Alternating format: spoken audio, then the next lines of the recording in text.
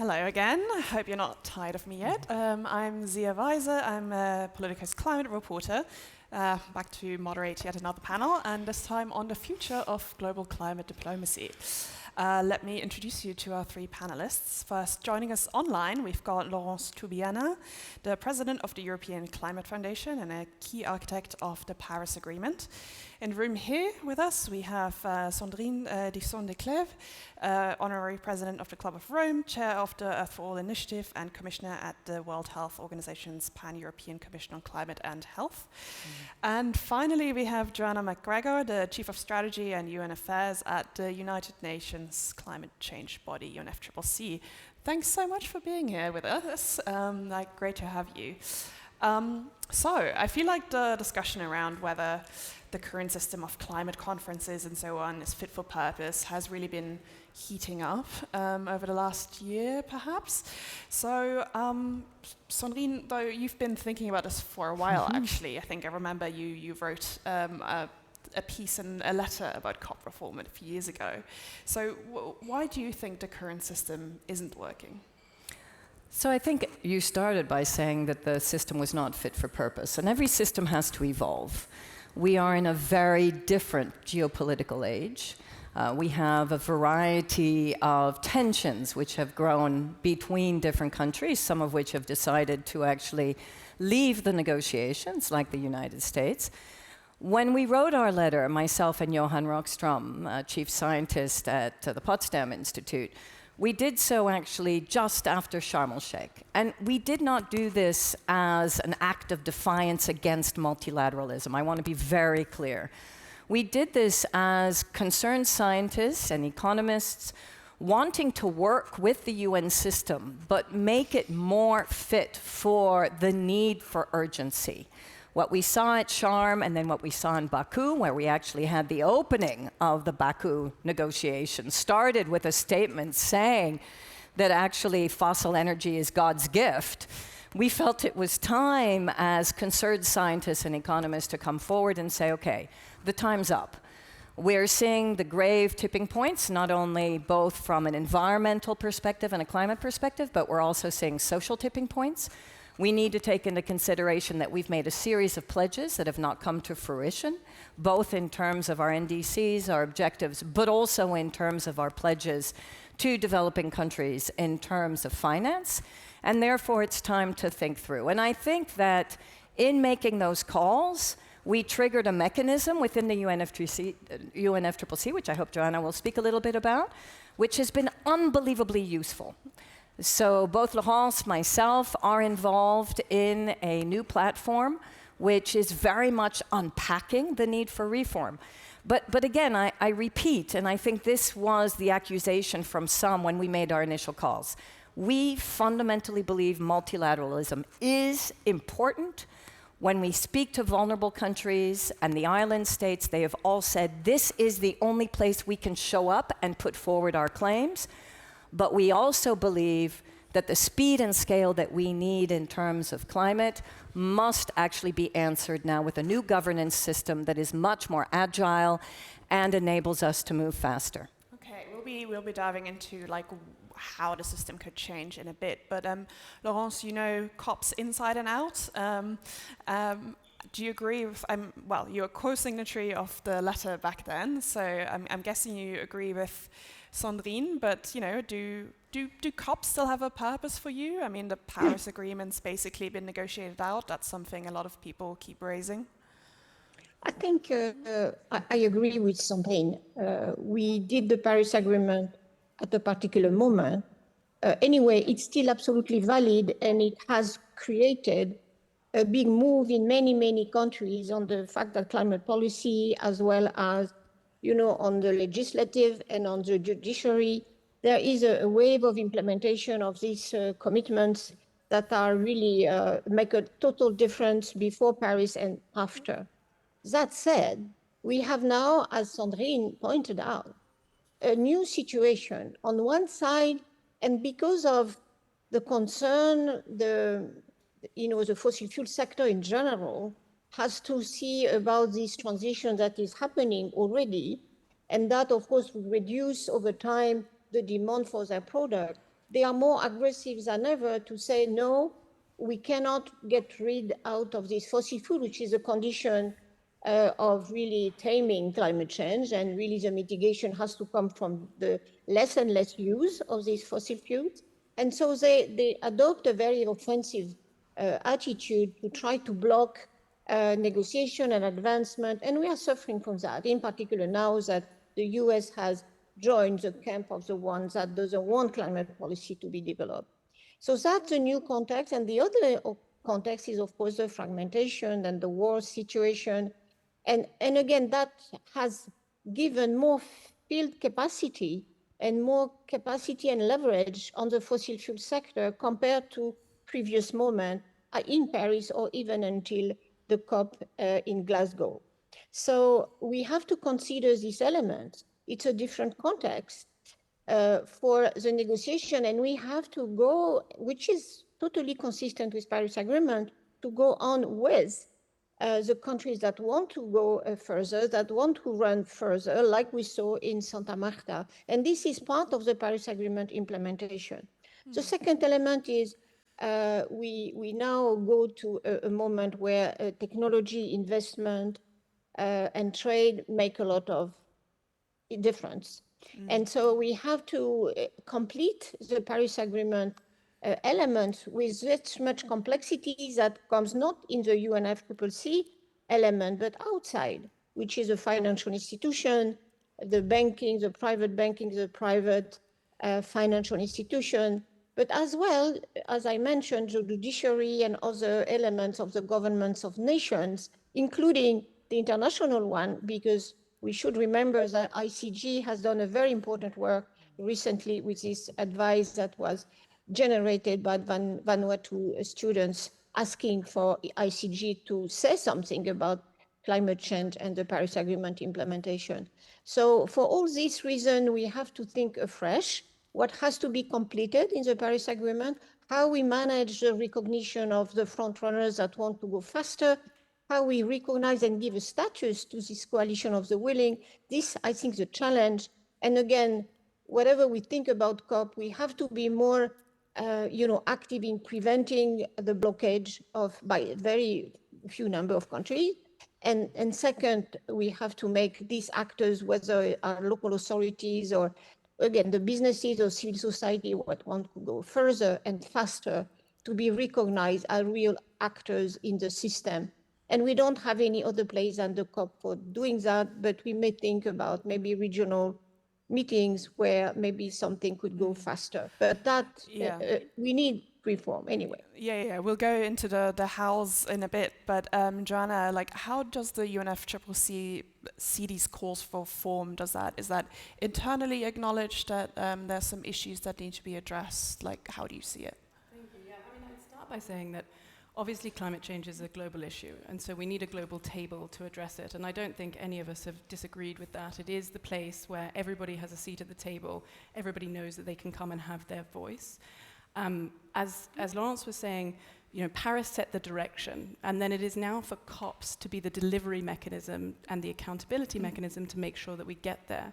So I think COPs are naturally already going through an evolution, and yes, there is a lot of ideas out there, and there's a welcoming of how do we do this better.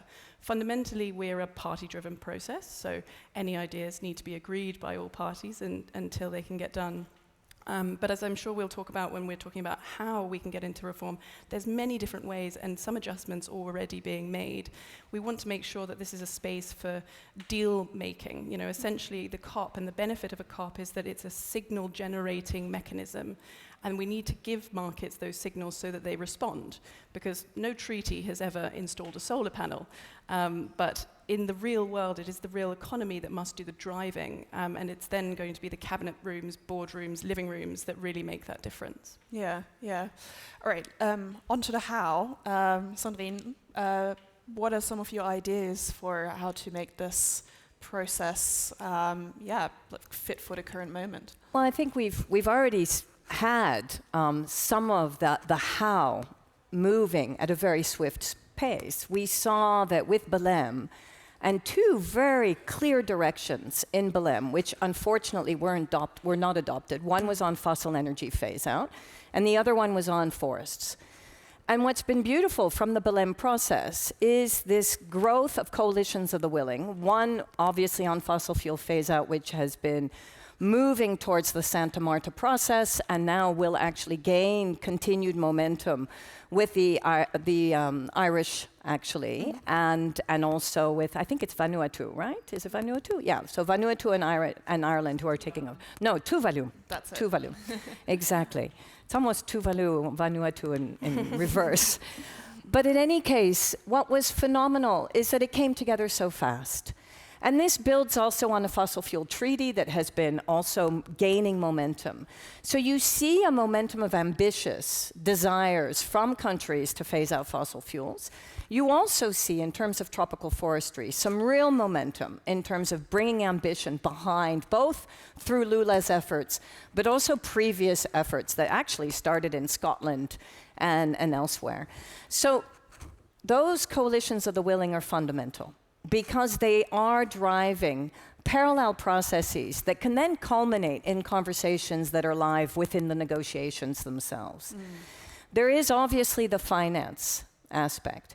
And I think the key is not only the 100 billion that has been promised, but also the topping up of all of the different financial possibilities, whether it be through adaptation and elsewhere. And I think that's also gaining traction in terms of making finance a reality. But what's interesting on the finance side is the way in which we're having conversations that are being led by the G20 and the G7. So we're now starting to see that the multilateral process is not just within the UNFCCC negotiations, but for example, Lula was also president of the G20 when he was president also of the COP process. And he brought together the link with the social poverty inequality aspects and even moving beyond GDP with the UNFCCC negotiations and climate. And I think that's really important because so it's not just within one area. You're seeing it also on biodiversity and the way we're trying to, from a multilateral process, build feedback loops between biodiversity, climate, and also economics. So these are some of the proposals that are being made, which is let's not just only have one negotiation over here and another negotiation over here. Let's actually really start to integrate some of this thinking. The last point is science and facts. We know science and facts are being completely attacked, in particular in the United States. One of the key proposals that we made was to ensure that we had updated scientific facts that were brought in consistently to the negotiations, not only through the bond process, but also when we actually get to the COPs themselves. And that's also fundamental. And I think there's been some leeway that has been made in that way. We saw it both in Belém. We've seen it now with the new Santa Marta scientific panel that I am part of with Johan Rockström. And so these are some of the areas where I really feel we're gaining traction since we wrote those first letters actually several years ago. Right, and Joanna, like one thing that I always wonder about is with these coalitions of the willing, I mean, is there a risk that this sort of, fragments the climate discussion? As you say, like one of the huge advantages of COP is that everyone has a seat on the table, everyone is there. Yeah, absolutely. So, I mean, I'd say that historically, coalitions of the willing have always been part of our process. And, to put this out there, the coalitions of the willing that we have now are a feature of the era of implementation. They're not a bug. They are completely expected. As Laurence would know and worked very closely with, we've had the High Ambition Coalition, we've had methane pledges with countries in it, we've got the International Solar Alliance with 120 countries. And to give you a kind of perfectly wrapped example, the Powering Past Coal Alliance is a very good one. It was born out of our process with a few countries in 2016, and many of the countries that were actually in the Powering Past Coal Alliance never had coal, or they'd already transitioned away from coal. But it was very important to them to start talking about the fact that coal was the pollutant that we needed to get off first and fast. So they were working together as a coalition of the willing, which then further translated into an outcome at COP in 2021, where we phased down coal. Further to that, then last year we saw for the first time renewables being out-surpassing coal. So it's something that we're very familiar with to understand working with coalitions of the willing, and frankly, we need them to be working outside, and perhaps we needed a Santa Marta last year and one before that as well. So they're very, very much welcomed, and they very seamlessly transition into different parts of the process. Okay, like Laurence, how do you think that, you know, like what you said about frontrunners, sort of like kind of making sure that, you know, that's not hindered in any way. How does that fit together with bringing still on board these countries that tend to be the blockers? Because ultimately you do want as much of the world as possible on board with these efforts, right? That's why I think we have lacked maybe more, and because for natural reason, the invasion of Ukraine by Russia in 2022, and of course the wars and what happened in Gaza and Israel, and all this has focused the attention on defense and power politics more than anything on diplomacy. And that's what we missed in a way, is how we finally understand the concern, of course, on the oil and gas exporting countries without any, of course, illusion on, but there are space of negotiation with them. And we saw that in Paris, and I think we need more diplomacy vis-a-vis these countries, which probably hasn't happened because of the distraction of many leaders for other reasons than climate change. The second element is we have a good argument to contest the blockage on some of these countries on a more specific sector approach, which is what is on the table, as Sandrine mentioned, on the fossil fuel, on forest, on many other things, even methane and others. There is, of course, a reluctance to put that in the negotiation system. Nevertheless, there is an article, and I repeat that again and again, and these countries cannot oppose to that there is an Article 6.8 in Paris that allow countries that want to do that, not on base of the consensus, but on the grouping of countries that want to go ahead, to launch that process and to work together. And of course, they can report, and they should report to the COP what they have been doing. And I think that could amplify the signal which Joanna was talking about, because we need this signal, in particular now, where there is so much pessimism around climate action. And at the same time, you see already the signs that the finance and other actors are looking back at what is a sustainable finance in the future, given the instability of oil prices and the rest. So we should now be more stand up to this pressure and say, okay, you don't want to have a global discussion on this, but there are spaces which is absolutely allowed by the Paris Agreement to discuss these issues, and we will go ahead for them. And I hope Santa Marta process will be recognized in this framework of the Paris Agreement 6.8. And I think we should do that. We should not back down and say, oh, we have to invent other places, because that will weaken all the system, where in reality there is absolutely space to do that. Okay, sorry. John has signaled first, so I'll just go to her first. But yeah, I mean, did you want to comment on that? And I'm also curious, how realistic are these demands for reform, even given that this is a consensus-based process? Yeah, absolutely. And I'd say that at first, we shouldn't demonize completely countries that produce fossil fuels. In the past, they have been the reason why they supply what others have demanded to be able to turn their lights on. And it has been through some of their leadership that we have got some of the most ambitious outcomes. And I think that's probably through the fact that they bring their expertise of various different sectors in order to help us understand where we can push and where we can push harder. And obviously, I think we all three agree, it needs to go even further, even faster. But on fossil fuels, and I think Europe in particular, given where we're sitting at the moment, is realizing again that if you rely on importance of importing fossil fuels, you're also importing instability. Because these days, clean energy isn't just about emissions, it's about resilience, sovereignty, stability, and frankly, fossil fuel volatility does act as a hidden tax on ordinary people, because we're now seeing food being more expensive, energy more expensive, healthcare more expensive. And I think we've probably not even seen the full fallout of what is happening and has happened over the last few months and few years in terms of our food systems that will come as we realize what the output of, fertilizers and others, particularly in this year of an El Nino system. I won't go on just so that my colleague has more all time. good. Thank you. Please, Sandrine. No, what but did that you was a want to say? perfect entry point to something that I wanted to say, and also build on Laurence's excellent point around conflict and defense. The other reason why we need to reform the COP and reform all our negotiations is exactly as I was saying, the challenges of the 21st century and what we're facing now in terms of the conflicts, whether it be Hormuz, whether it be Ukraine, whether it be Gaza. It's all actually related also and has compound effects in terms of climate. And the relationship between them all is fundamental. We need to work within the multilateral system as experts, as a community of expertise, to really figure out these challenges. Laurence mentioned defense. The duality of defense is such that Poland, for example, now understands that wetlands are both excellent in terms of buffering climate, in terms of carbon capture, but also a defense mechanism. Satellite technology is a perfect dual defense mechanism, but also security mechanism in terms of understanding the impacts on our food and agriculture.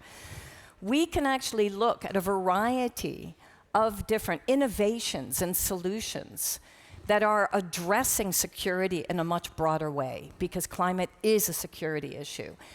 We know that this week, or last week, there was a conversation around resilience and security here that Hoekstra actually gathered. Very important to broaden the notion of security, food security, energy security, and to really be able to move towards decarbonization. Now, the biggest issue is dual. One is AI, and the thirst that AI has in terms of materials, energy, and water, which is an absolutely destabilizing force and something that also needs to be discussed. And in our exercises on the platform on COP reform, we were asked actually by Simon Steele and the team to envisage a multilateral system of the future. It really pushed us out of our comfort zone to think through, well, what then is the relationship of AI, defense, growing conflict, the compound effect of climate and everything else, and how can we build a multilateral system that actually responds to that? Yeah. The other key issue beyond AI is social tension. And you touched on it. How do we bring people on this journey? Because the number one argument against decarbonization is the populistic argument that actually costs are going up because of climate action, not actually as a reflection of the wrong systems that we have in place, such as fossil energy or non-regenerative agriculture. And we need to turn that around. Yeah. Such an expansive, like an expanse of topics that sort of fold into this. But because we're here in Brussels, I do want to ask you what role you think Europe, the European Union in particular, ought to play, can play at these negotiations as they are now, as they might be in the future. And maybe, Laurence, do you want to make a start on that? Thank you. I think EU role is really important. But at the same time demands a lot of consistency within EU on the policy signal we are sending and the political signal we are sending. We know that in the past, the fact that we put so much time to agree on our NDC was not favorable to our presence at the COP in Belém. So I think everybody learned the lesson, and now we can go with more confidently, because still Europe is a place where decarbonization is really happening the faster, even if some countries are doing really a lot as well, right? And second is we should not consider we are the model that everybody has to follow, and stop maybe sometime a little bit patronizing to say how we can make alliance, because we will need a lot from other countries to achieve this transition, whether agreement with some of the Chinese investment technologies and agreements, whether with developing countries that export critical materials, and we have to make sure that they benefit really from that. So we have a whole field of new diplomacy and new discussion that are going much beyond the presence of EU at the COP. And the relation between EU and Africa, EU and Latin America and others in Asia, including in the way we behave on the trade and the global markets, will define what EU plays a role, and not a diminished role, but a real strong one. Yeah, Sandrine, I see you nodding a lot. Yeah, no, I fully agree with Laurence, and I always mention also the incredible diplomatic skills of Laurence and the team that really led us to Paris, because we need to go back to that. We were joking with Joanna around, we need to get around a table, drink wine together, have a bit of cognac, whatever. But we need to break the tension that we have between countries. I was just with a delegation of Chinese academics and government officials talking about ecological civilization. And we've been asked to look at the similarities between the Green Deal and actually the pledges that Europe has made and ecological civilization. There is so much crossover on sustainable finance, on embedding actually decarbonization in everything that the Chinese do and the Europeans do. Why the heck can't we sit down and work out new partnerships, whether it be on EVs, whether it be on solar, etc.? We've gotten so into a tit for tat on trade that we can no longer bypass that anymore and look at the incredible similarities that we actually have in terms of our value system and in terms of our legislation. The same on Africa. We have to stop walking in with our big boots. The Africans will be our saviors in many ways. We need to walk into real partnerships. What does that look like, both in terms of technology innovation, our own energy security needs that can go both ways, and of course, materials security, which will really enable Europe and Africa to thrive. So as Laurent says, we have to bypass, we need to go into a totally new way of engaging diplomatically with all of the different third-party relations that we actually have. And I think that will be Europe's strength.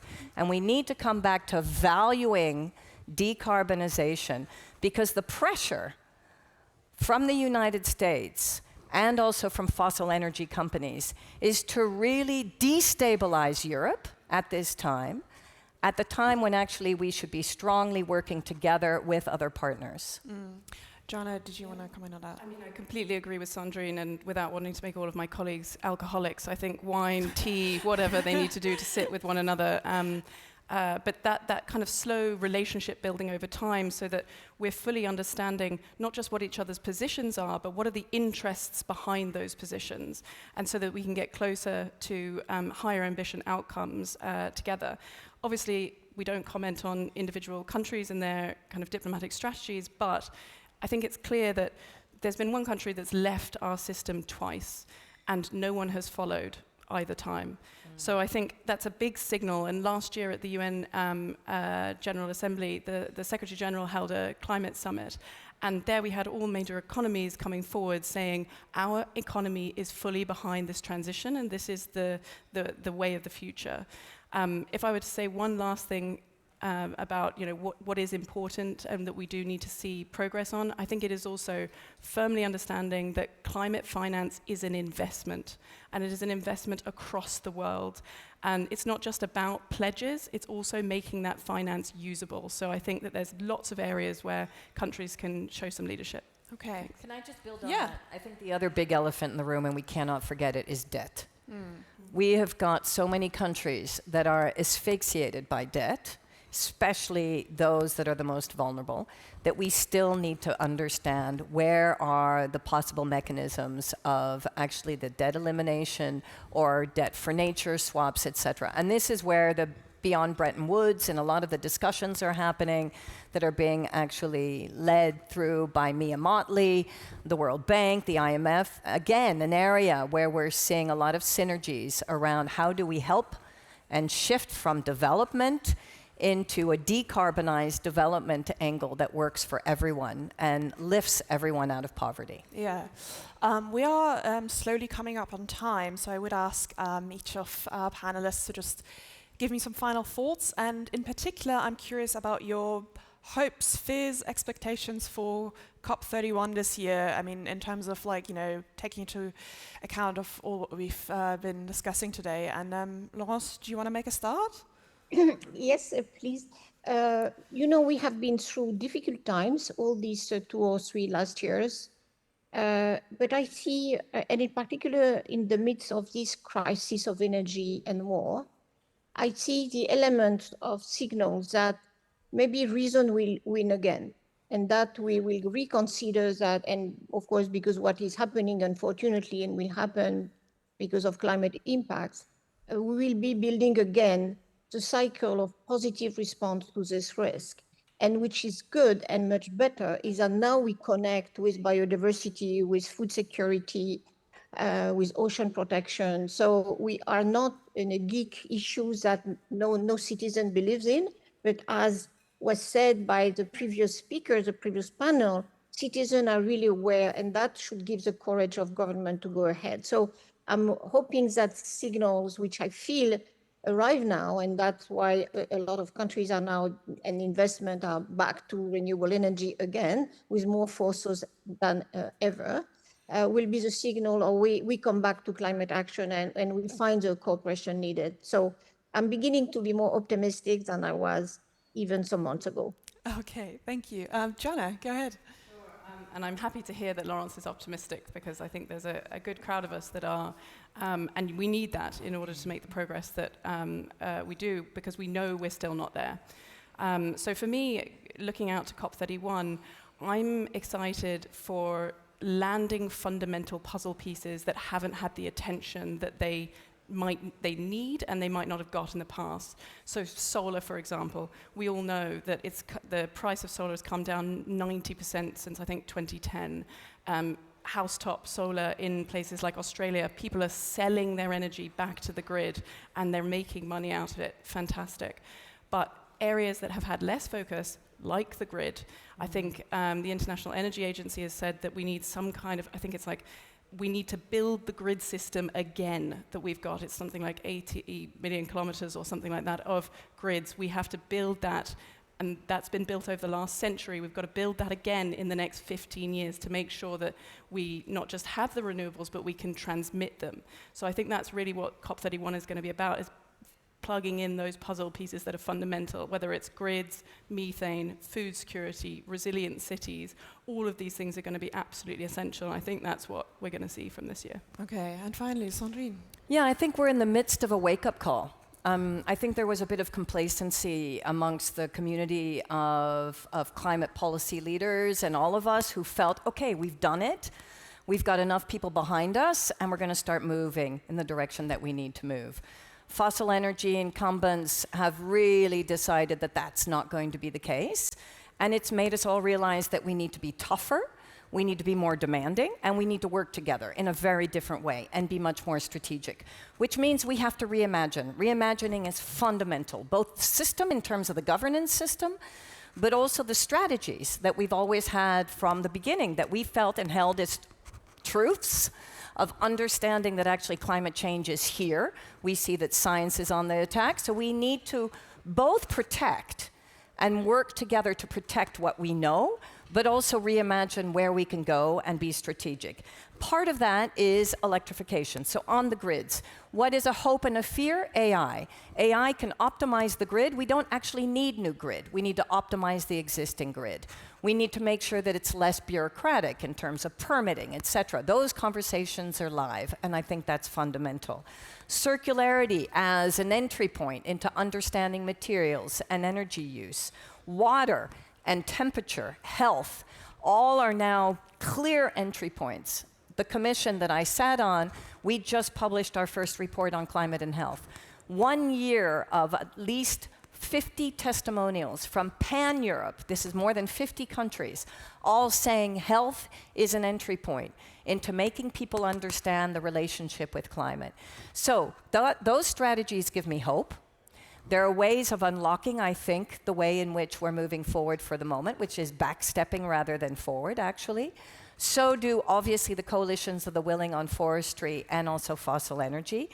I think that's fundamental. My only, I would say, despair moment is that climate is on us.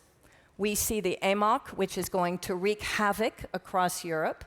We now know that this is now 50% accurate in terms of knowing that we will not be able to grow certain foods in the next 10, 15, 20 years, that the stress points in many of our southern parts of Europe and elsewhere are very acute, and that social tension is going to grow before that as well. So we need to make sure that we have all those great strategies in place very fast. And hope is about grit. And therefore, that's the grit. So no time to be complacent. We now need to really pick up the pieces and move forward fast. And if I can just say one last thing, I think For sure. from everything that we've discussed, it's very clear that we're in a moment now. People are understanding the zeitgeist, and we need to use that moment. If you are dependent on fossil fuels, imports, you and your economy are more unstable. And I think going into the COP this year, that will be in the forefront of everybody's minds and hopefully give us more momentum to get higher ambition outcomes. Okay, on that note, that is unfortunately all we have time for today. Thank you so much for joining us for this brilliant panel, very timely ahead of next week's Bonn climate conference as well. So to our on-site audience, very exciting, we're now breaking for lunch, as you can probably hear, and we'll resume our program at 2 p.m. with an interview with European Environment Commissioner Jessica Roswell. Thank you so much. And thank you, Laurence.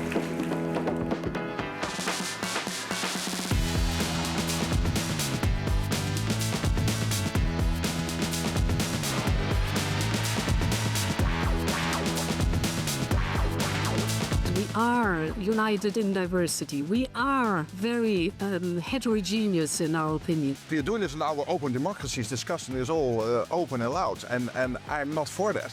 What is European Union? What is freedom? How we learn together.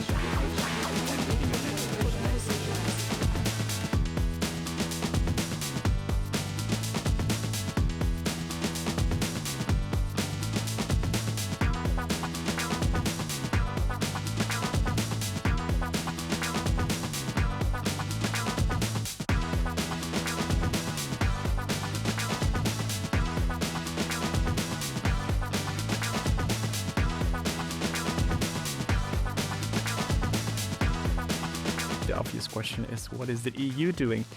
What is our plan?